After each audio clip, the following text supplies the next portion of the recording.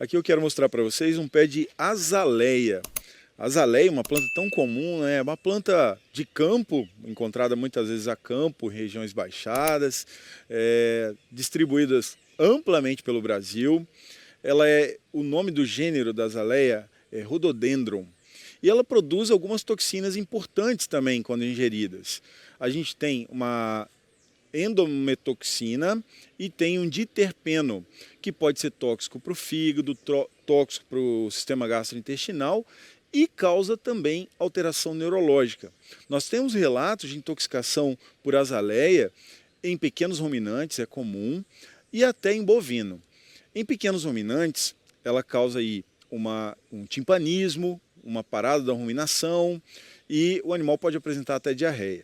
Em cães, o quadro neurológico parece que prevalece. E quando que o animal ingere essa planta? Quando estiver ali no jardim, ela dá uma floração linda, né? Ela tem umas flores muito bonitas que chamam a atenção, então ela é usada como ornamental.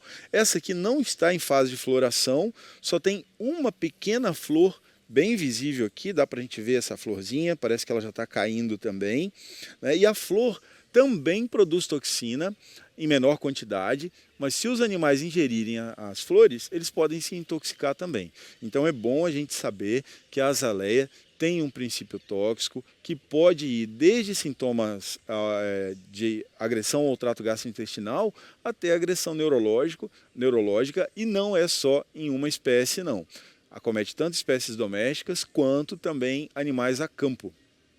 E essa aqui é a jiboia, a famosa jiboia, muito comum também na vida das pessoas, como planta ornamental, jardins. O nome científico dela é Scindapsus aureus. E a jiboia também é uma daquelas plantas que produz oxalato de cálcio.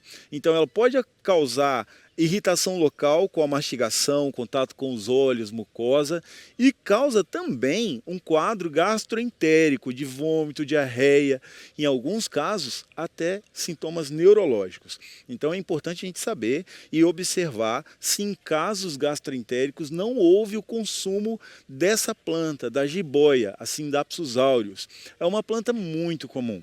A gente tem que estar atento. O animal está apresentando sinal gastroentérico, ele ingeriu, tem sinais de ingestão dessa planta, então fique atento e trate sintomatologicamente.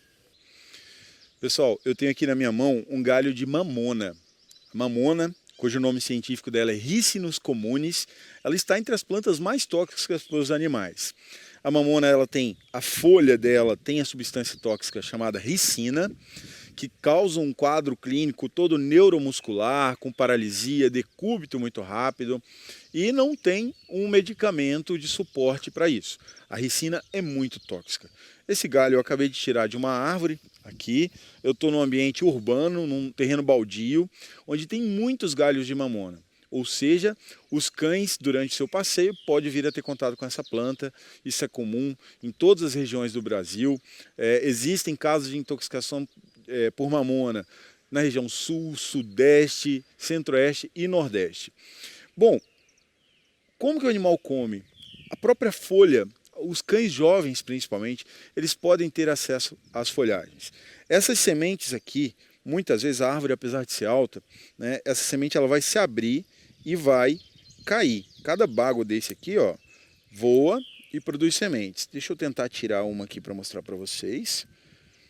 E aí a sementinha, quando ela nasce no chão, ela não precisa ser plantada, ela brota com muita facilidade, parece até um carrapatinho, uma semente dessa, e essa semente tem, além da ricina, a ricina em pequena quantidade, mas as sementes da mamona, além da ricina, ela tem algumas toxialbuminas, com óleo de rícino, que causa um quadro gastroentérico. Nos cães, os cães que comem a semente, e que comem também a folha, eles têm um quadro de diarreia muito grave, letargia, vômito e, em muitos casos, dependendo da quantidade que ele comeu, o óbito ocorre muito rápido. No agreste, tem regiões muito secas que a vegetação verde praticamente fica ausente. E a mamona é uma planta que sobrevive bem nessas regiões e costuma ser a única folha verde vista em algumas áreas. E aí sim os bovinos e ovinos, principalmente aqueles mais jovens, eles vão lá e se alimentam das folhas. Além disso, até aqui onde a gente está, que tem uma vegetação verde abundante, é comum caírem muitas sementes no chão, né? Essas sementes caem com muita facilidade e a queda dessas sementes faz brotar pequenas mudas de mamona. Então o animal pode, durante o pastejo dele, se alimentar da mamona e também da própria semente que acabou de cair e ainda não brotou. Aqui onde eu estou, tem muita planta nascendo, muitos espécimes de mamona nascendo no solo, né, apesar de estarmos no ambiente urbano, e é aí que a planta se torna mais acessível para os animais de pequeno porte e corre o risco de ser pastejada pelos animais de produção. O bovino está ali comendo a grama e está pastando também a mamona e assim ele se intoxica.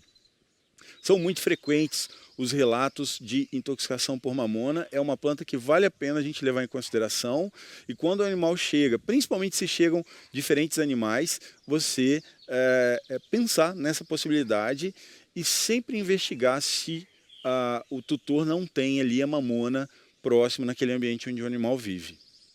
Essa aqui é uma planta do gênero Lantana. As lantanas são muito amplas, a gente tem mais de 560 espécies diferentes de lantana. A lantana é uma planta de muita importância nos animais de produção, ela se desenvolve a pasto, né, no campo, e ela é também amplamente utilizada como planta de jardinagem, porque ela flore o ano inteiro, ela dá umas flores bonitas. Provavelmente você já viu dessa planta, as folhas não mudam muito de uma espécie para outra, mas as flores mudam bastante, muda a cor, a anatomia. A gente chama essa planta popularmente de bem-me-quer, tendo outros nomes dependendo da região. Mas a lantana produz algumas toxinas de muita importância, que são alguns triterpenos que se chamam lantadene A e lantadene B.